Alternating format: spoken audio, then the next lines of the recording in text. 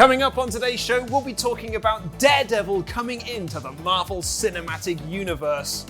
We'll go through this week's big releases, including West Side Story! And we'll be speaking with the stars of Spider-Man No Way Home, Tom Holland and Zendaya.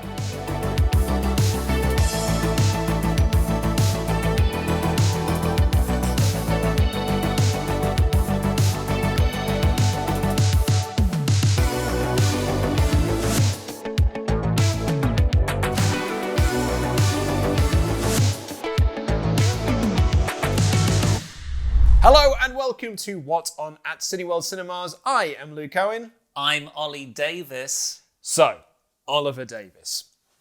We've been wanting this for a while. Fans have been clamouring for it. It's finally been confirmed. Clifford the Big Red Dog. Yes! It's coming out this week. Get in, Clifford! And he's going to be in the MCU along with Matt Murdock himself, Daredevil, as played by Charlie Cox. Ah, the Cox is in. MCU just got Charlie. I thought you were going to say Coxier. Yeah. Yeah. Coxier. Yeah, Coxier. I was going to say it, but then I thought, no, leave that. It's low-hanging Cox. Here is what Kevin Feige, the man in charge of the MCU, is what he had to say to Cinema Blend. If you want to see Daredevil in upcoming things, Charlie Cox, yes, would be the actor playing Daredevil. Where we see that, how we see that, when we see that, remains to be seen. So this is the first sort of real confirmation that Marvel are going to use their sort of previous small screen verse in the big screen movies. Yeah, because there was a period of time, I remember you and I talking about this years ago on a podcast, that like those small screen characters would end up being integrated into the wider world. But as it turns out, what it more felt was that those small screen things were set in the MCU, but not really.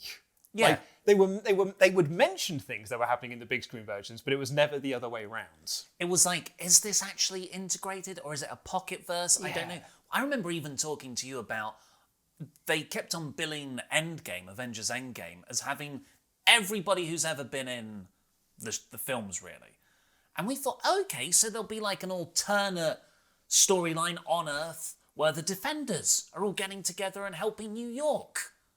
But that didn't happen. It never happened. But now we are in a period of time where Charlie Cox is confirmed to be playing Daredevil again in the actual MCU, in the wider MCU world, which just so happens to be round the corner from the release of Spider-Man No Way Home, where one of the biggest rumours about that film is not just that Andrew Garfield's in it, not just that Tobey Maguire is in the movie, but also Charlie Cox would be back as Matt Murdock. Yeah, because in the trailer, the first trailer, right, Peter Parker is in a sort of, what do you call it, interrogation room? Interrogation room, yeah. And he has some legal help, and you just see some hands put some papers down. It's his solicitor or lawyer who's come in to help him in that brush with the law, I guess. Yeah. And you were like, well, what lawyers do we know in Brooklyn?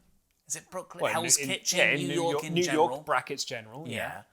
And you were like, Daredevil. Matt Murdock. Matt Murdock. But also, because I think, if I remember correctly, there had been reports that Charlie Cox had been spotted, or like a stunt double of his had been spotted, like on set of Spider-Man No Way Home. So that's sort of what started to fuel the speculation. And then when you see a man in a suit, you're like, oh, that's obviously, who else is it going to, it's not going to be, it's not Agent, confirmed. It's not Agent Smith, is it? Like, that's definitely going to be Matt Murdock. It's Red Skull. About time. So this is tremendously exciting, particularly for me. Daredevil is my guy. He's always been my favourite comic book character. So this is the greatest bit of news I could possibly get. And also, like, I like the other small screen stuff that they did. I really liked what they did with Jessica Jones and what they did with Luke Cage as well. And Feige... Not Iron Fist? You missed it. You missed out one there. I mean, Feige had followed up with his comments about this to Screen Rant, saying, I will always say that whenever a character comes back into the Marvel sandbox, it becomes another tool in the storytelling ability for the MCU. As I said before, the good news is all will be revealed when people actually finally watch. Finally watch. Finally watch. So he's specifically talking about Spider-Man, because that first quote to me seemed like, you've asked me a question about Daredevil. Sure. If we, phase 80, maybe we'll get back to that. And it will be Charlie Cox. Yeah, and sure, I guess it'll be Charlie Cox. Who else is it going to be? But this next quote was about Spider-Man specifically. Well, this was just a sort of a follow-up question to that, but it was more about the other characters from that sort of like Pocket Defenders universe, so like Jessica Jones, Iron Fist, and Luke Cage. And so for me, if I'm reading between those lines, P. Cred's Spider-Man No Way Home does feature Matt Murdock, and also features Jessica Jones, Luke Cage, all of them, Iron Fist. I also look. This is a Spider-Man movie. It seems like they've got enough external characters. They've got versions of the characters from movies 2 decades ago to juggle. Exactly. You want to just chuck in, not just that. Look, I get Daredevil. I think that's you can nicely balance that in there. Everybody else? I'm just saying, if you're doing one, why not do more?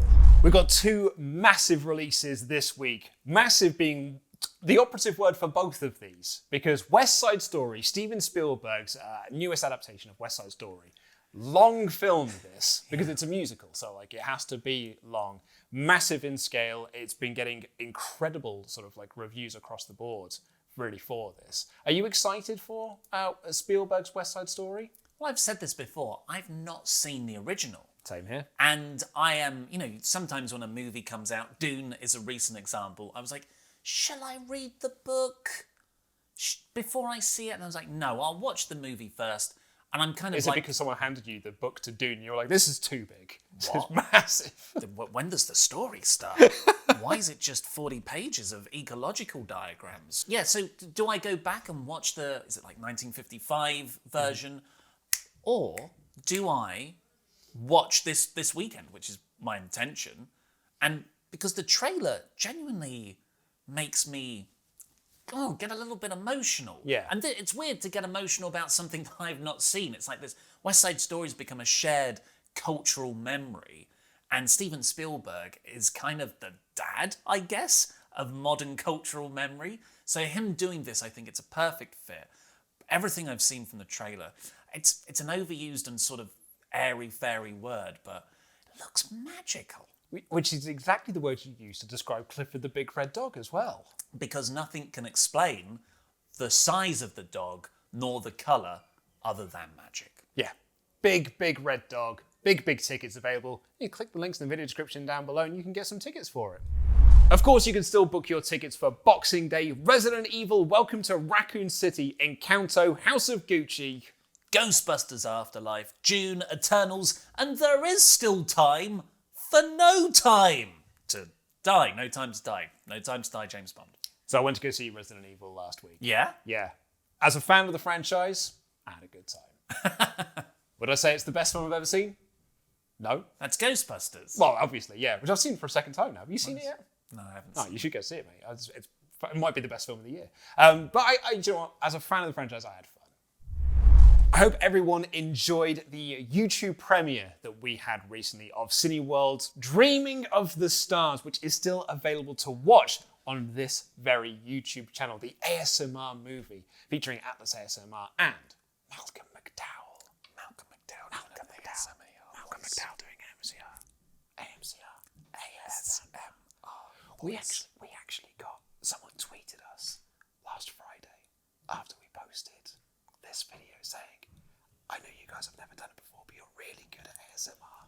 What I really like about the way you do it is that you bring up a cheeky hand to your face, like you're a bit of a schoolgirl whispering a secret. There's no need to do that. I was trying to cover my microphone from external noise. Here's some for all you ASMR kings out there.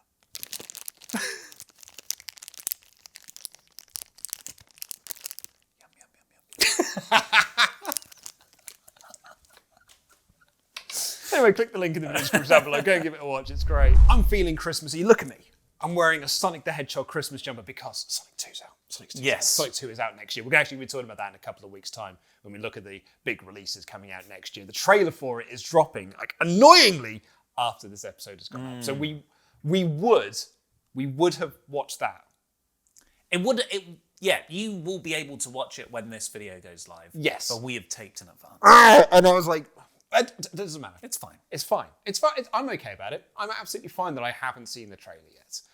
But I am wearing my Christmas jumper because I am ready for Christmas. Do you know how I got ready for Christmas? Tell me. I got my family Cineworld gift cards. That's a brilliant present. Treat yourself. It's an experience. People value experiences far more than they do physical gifts. Not only that, but I spent 25 quid, because I'm a bit of a big spender when it comes to like my family and stuff. I was like, Mum, 25 quid. Dad, 25 quid. Making it snow. Brother, 25 quid. Sister-in-law, 25 quid. And I got £5 extra on top of that for each of them. So now do you know what I've got? Mum and Dad, 30 quid. Brother and girlfriend, 30 quid. It's a blizzard. Wife, 30 quid. Yes. Now it looked like big spender over here. But you know what? Like, if you want to be cool like me, you've got to do it before the 15th of December to make sure you do get it in time for Christmas. So that is, time's a ticking. Are you ready to play a game with me today? Please. Let's do it. Okay, so we have got Peter Parker versus MJ. We've got Tom versus Zendaya. We've got Holland versus Zendaya. We are going to play Spider-Fan or Spider-Sham. Now, the way that this game works is I am going to give you obscure Spider-Man villains because we've got so many villains in this current movie that you're starring in. Congratulations on it, by the way. If you get it correct, I'll give you 3 options with their name. If you get it correct, you get a point. And at the end, I will crown one of you the Spider-Fan and one of you the Spider-Sham. Okay. I'm not going to win this. I'll tell you that right now. Well, Zendaya, you're up first, if you don't mind. Oh, and great. here is your first villain. Now, is this Tinker Tailor, the Tinkerer, or Tiny Tink? I was going to say that because it seems a little bit more realistic. The first one? I'm afraid it is the Tinkerer who actually featured in Spider-Man Homecoming. That's what you said, right? Yeah. You said, Right? I said the Tinkerer was the second option. Oh, there was I thought you 3 said options? I thought you said the first option was the Tinkerer. Yeah. No, there was 3 options. I mean, do you know what? I'll give you the points. I'm Yeah, Okay. that point. Yeah, okay. I'll give you that. Because it was you know because that. it was that, and then it was the tiny. Tiny Tink. I didn't hear all 3. Tom, let's see how you get on. Here's your one. Is this Tombstone, Broomstone, or Zoomstone? Oh. Well.